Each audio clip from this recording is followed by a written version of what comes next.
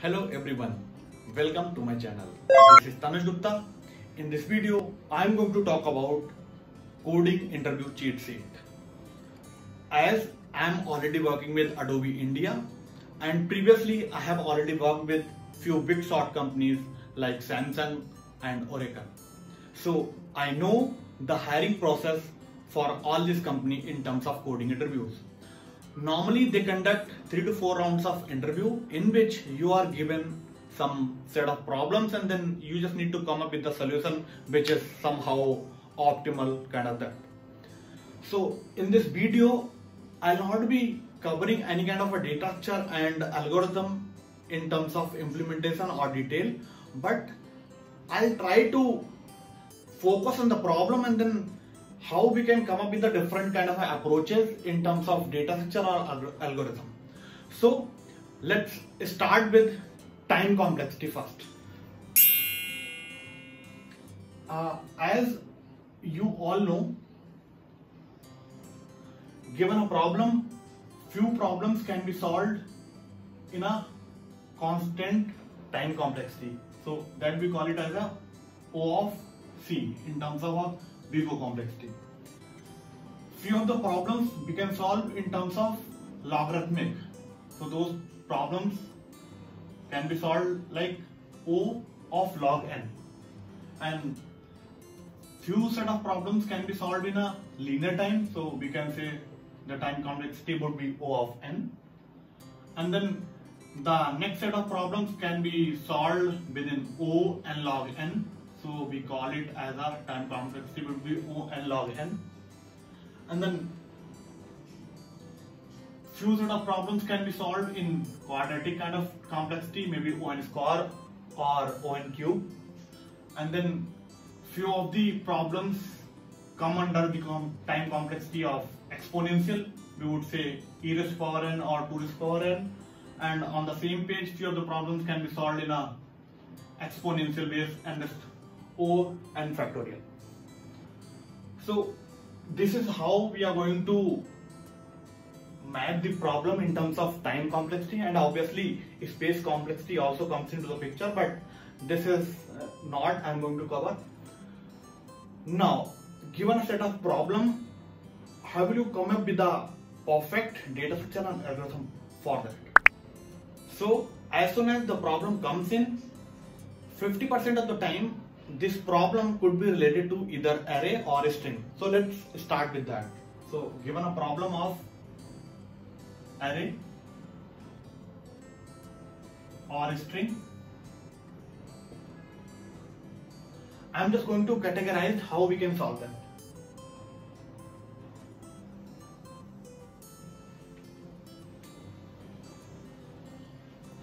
So the first and foremost approach we could think of as a sorting.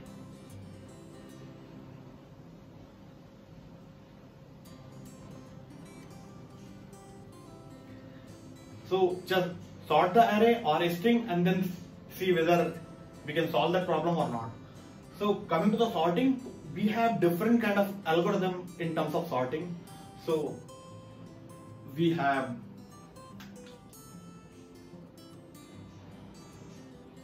like bubble sort,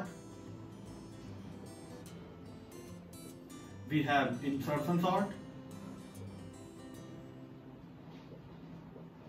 and we have selection sort. So this kind of a algorithm works in quadratic time complexity, that is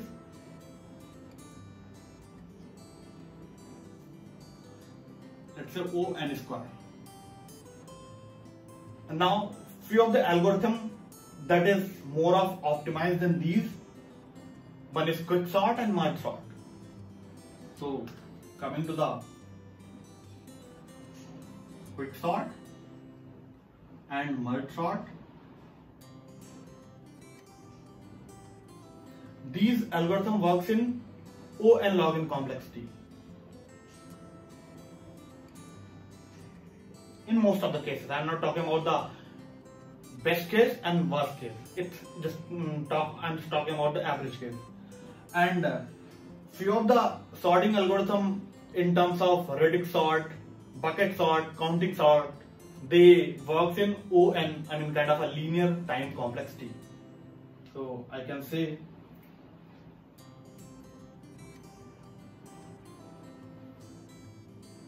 bucket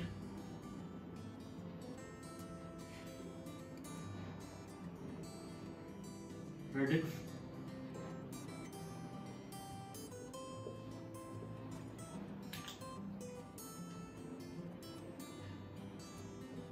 Now the question comes in, why I have narrated down all this algorithm here.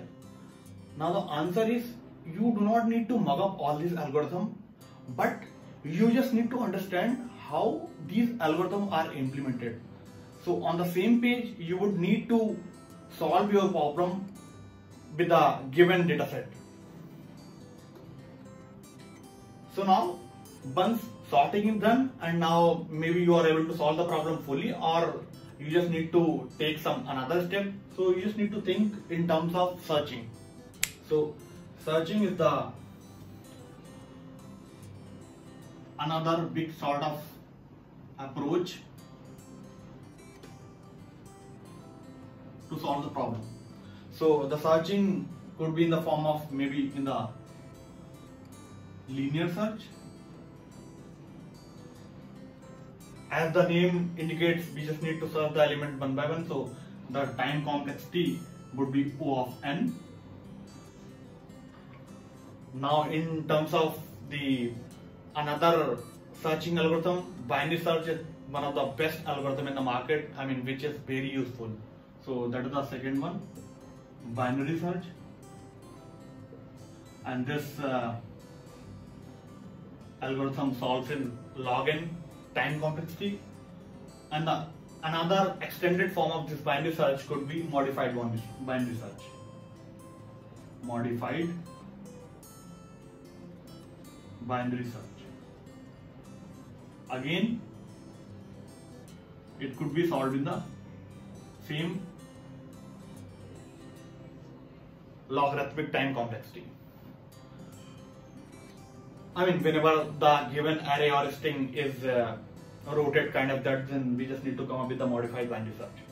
And now again, one question comes in, why I'm just talking about array and string. Obviously, we can convert the given string to the array. So let's say, if I talk about the Java language, in Java we can say s.toChar array, then we can convert this given string into the character array. So likewise, in a different programming language, we have a different construct to solve the problem. So you can learn any of the language and the logic is always same.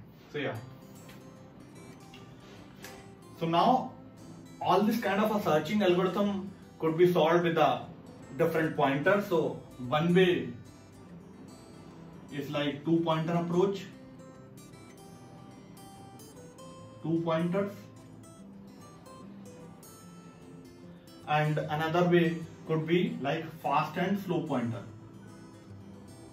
Fast and slow pointers approach. So what do I mean by 2 pointers approach? It means we just need to take 2 pointers. One is starting from the starting of array or string, and another is starting from the end of the string. And likewise, we just need to either come up with some kind of an algorithm or data structure so that we can solve the problem. And in terms of fast and slow pointer, one pointer would be incremented by one step, and the another pointer would be incremented by 2 steps, kind of that. So that you can solve the problem. It means we do not need to traverse the whole array or string. It means we are dividing the array in a different half portion, kind of that. So that's why it is kind of a log n algorithm.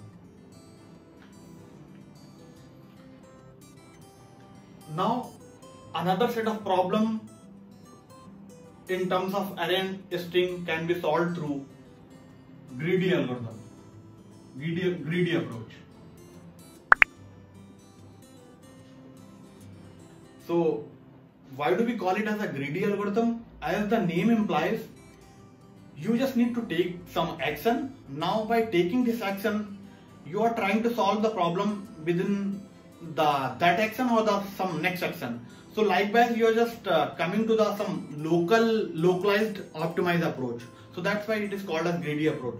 So most of the problem related to knapsack problem falls under this approach, and all these problems can be solved in quadratic kind of algorithm, quadratic kind of time complexity. So that's why we do just need to think of greedy approach as well.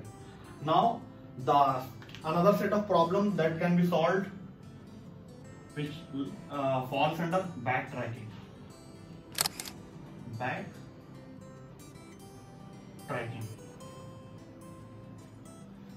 So again, as the name implies, what does it mean by backtracking? It's like you are solving the problem, you are going to the next step, again the next step, kind of that, and now either the problem is solved or not. So you think that this solution is not correct, so what you do, you just backtrack to the previous state. So likewise, you just need to solve the problem in terms of backtracking. Obviously, recursion is the base for all this problem solving approach.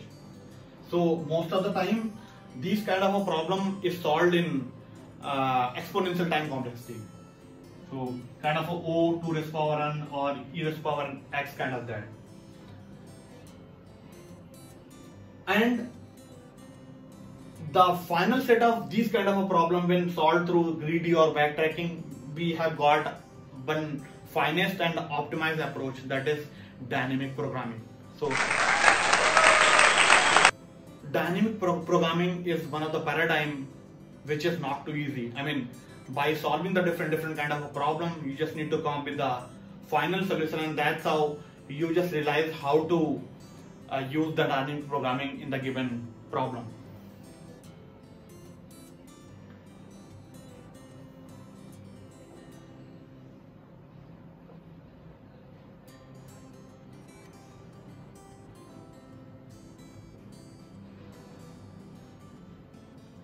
Dynamic programming. So now coming to the dynamic programming, these problems can be solved in two ways. So one way could be the top-down approach, and another could be the bottom-up.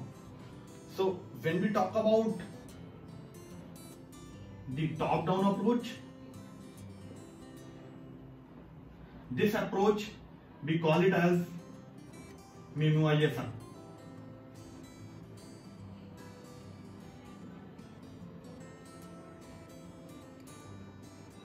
And the another approach, that is bottom up.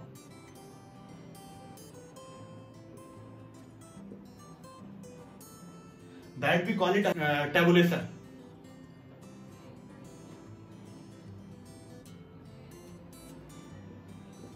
So what do I mean by memoization and tabulation?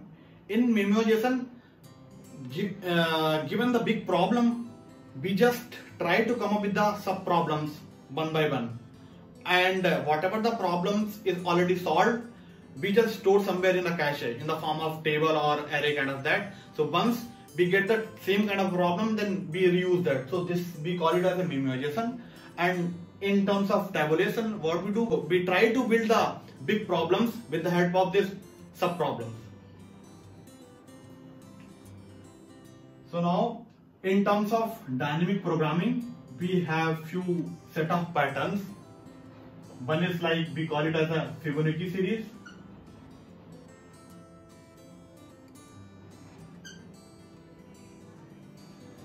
The way Fibonacci series is given, likewise we just need to identify the pattern and solve the problem. And the second way could be, as I told you in greedy approach, knapsack kind of a problem, knapsack kind of a pattern. So we just need to identify and then solve the problem accordingly.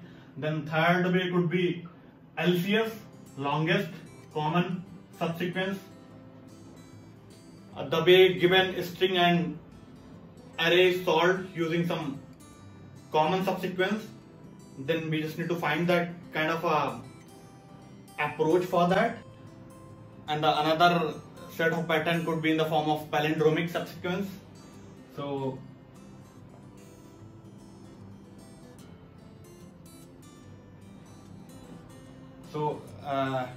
we know what is palindrome. It means what are the number we are getting in from starting to end. If we are getting the same number from end to starting, so this is what we call it as a palindrome number. So either this is a kind of a palindrome array or a string kind of that. So that's how we just need to come up with this approach. So this is how we just need to identify the pattern and solve the problem in the form of dynamic approach, either through top down or bottom up fashion. So now the next set of problem can be solved through maths. So all these problems are solved in quadratic kind of a time complexity. So I would say the time complexity would be O of n square again in the case. I mean that may be O n cube kind of that, but I'm not debating on that sense. Now, as I said, the next set of problems can be solved through maths and stats. So it's like, given a problem, you just need to come up with the maths logic to solve the problem. So all these problems can be solved through some formula or some geometric calculation kind of that. So the time complexity could be in terms of constant time complexity. And next set of problem I can think of can be solved through in terms of hashing. So you just need to create the hash of the array and then you can solve that, and all these problems are also solved in O(n) kind of a complexity. And few of the problem I can think of can be solved through bit manipulation. So bit manipulation. So when we talk about bit manipulation, it means we can solve the problem with the help of few operators like XOR operator, OR operator, and operator kind of that. XOR and OR kind of that. So again, this can be solved in linear time complexity of n kind of say. So final set of problem in terms of array and string we can think of solved through sliding window protocol kind of approach. So in that we just need to take the 2 pointers as I said earlier. So in that also 2 of the pointers either starting from the starting of the array or end of the array or string we can say, and then after a certain manipulation and calculation we just need to update the second pointer as per the given window. So that's how we can say final set of problems can be solved through sliding window approach.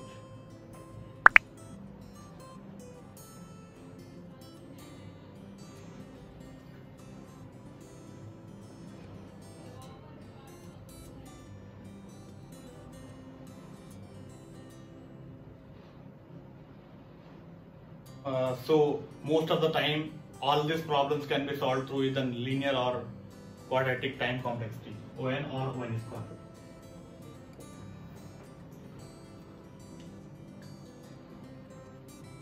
As I said, this is one of the most important and most interested topic chosen by the interviewer, and that's how I have correlated how we can solve the problem using these approaches. The next set of problems I can think of in terms of linked list.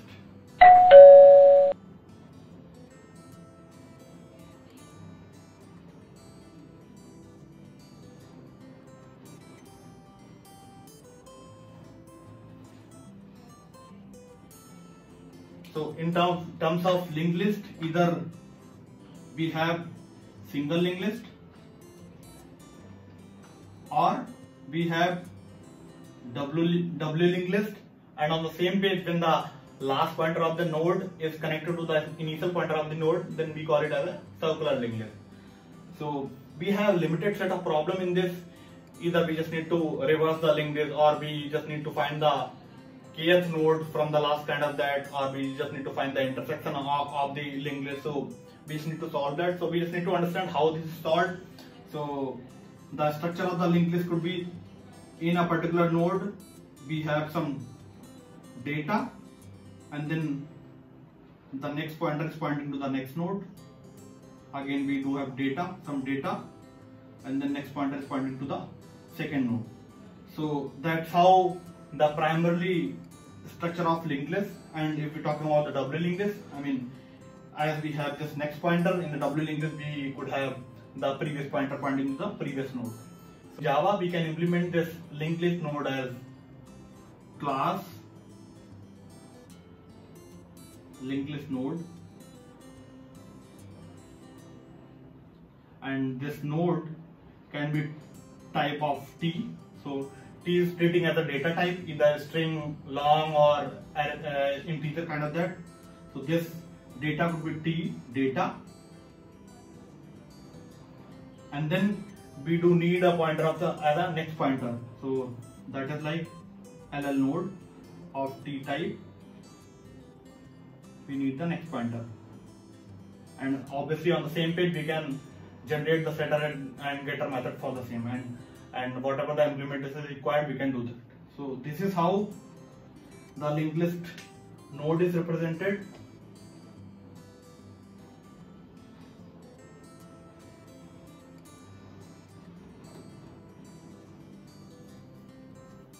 Now on the same page, all the given linked list problems can be solved using all these same approaches, either through two pointers or fast and slow pointers, and that's what I am just referring to, and I do not need to explain all these approaches as I have already mentioned that.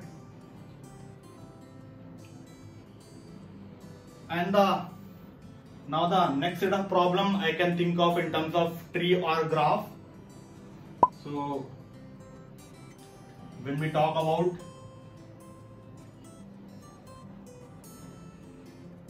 tree or graph,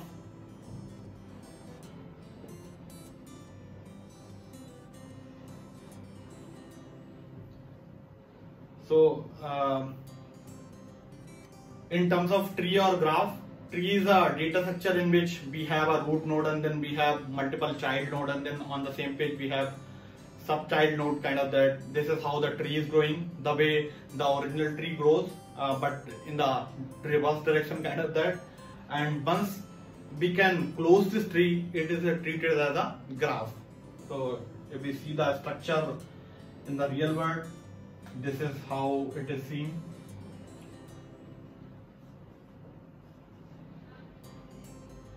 So this is the kind of a tree structure, we can say. Once it is closed, we call it as a graph. And obviously in the graph we can have either some direction in the form of directed graph or undirected graph. And now all these tree or graph related problems can be solved through different algorithms. One is, we call it as a DFS.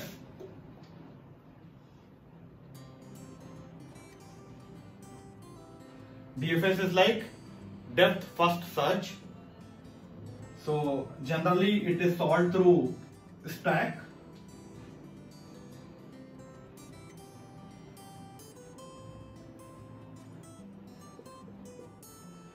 And on the same page, I'm just referring to this stack as another set of problems, and obviously we have a limited set of questions in stack.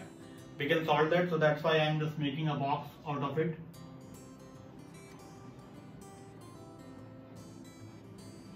And DFS is solved through stack. So stack is like, so stack is implemented in LIFO fashion, last in first out. It means whatever the last node is inserted, that would be removed first. And we have another algorithm that we call it as a BFS, breadth first search. It is implemented through queue.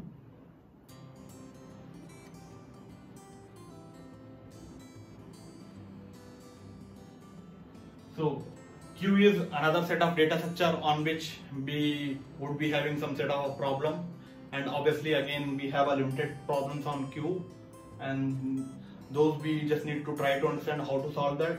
So queue is a, so this was stack. So queue is a kind of a data structure in which elements are inserted from on the one front. That front we call it as a rear, and elements are always deleted from front end. So this is how, and all these stacks and queue are implemented through linked list. And another sort of problem in terms of tree and graph we can solve through topological sort.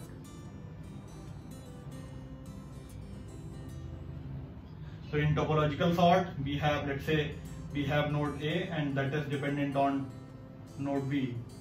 It means node A is coming first, then node B. So this is how we just need to take care of the dependency and solve the problem through this topological approach. And when we talk about this tree node, so we can implement the same tree node with the help of Java. So as I said, in Java we can have like class, tree nodes,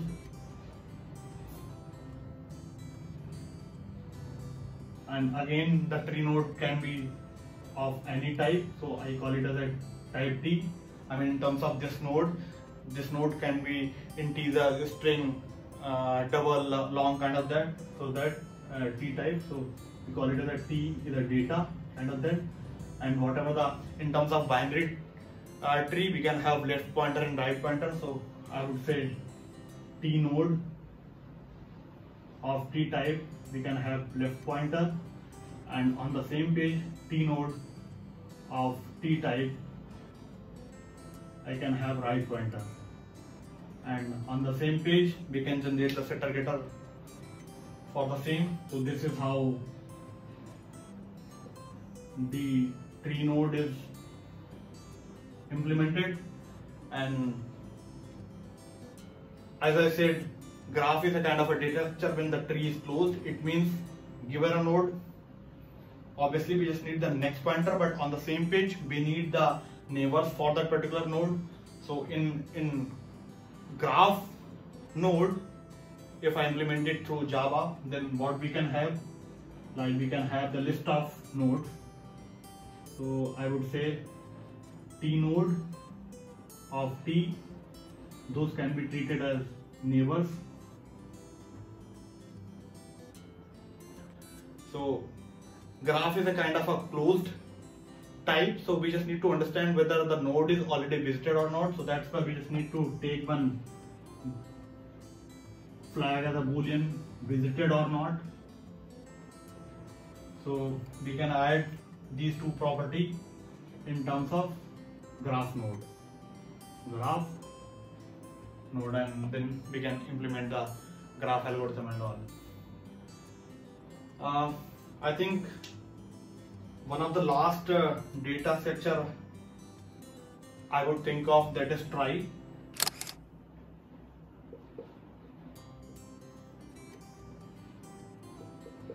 So trie is made for the fast retrieval.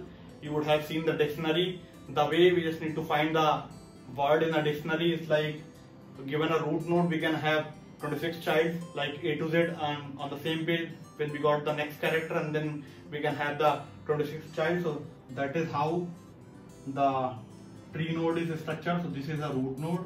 We can have like child A, child B, and like by child Z, and this again is treated as the child node of this trie node. So then again this could be starting from the A to Z and likewise.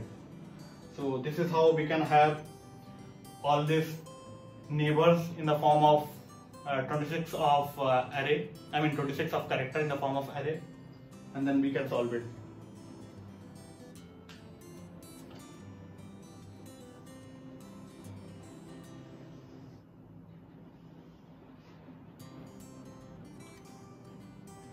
I think I have covered most of the data structure and algorithm which can be applied on a given set of problem, and you can solve the problem accordingly.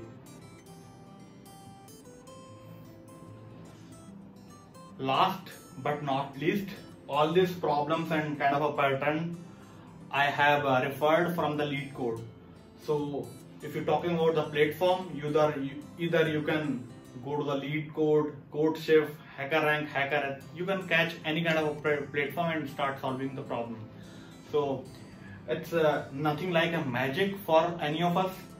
You just need to understand the way problem can be solved. Once you are able to catch the pattern, you will be able to solve the problem immediately. So this is how the coding algorithm word exists. And finally, yeah, this is a kind of a flow chart which you just need to refer at the time of going through the interview, and obviously this will be very helpful for you.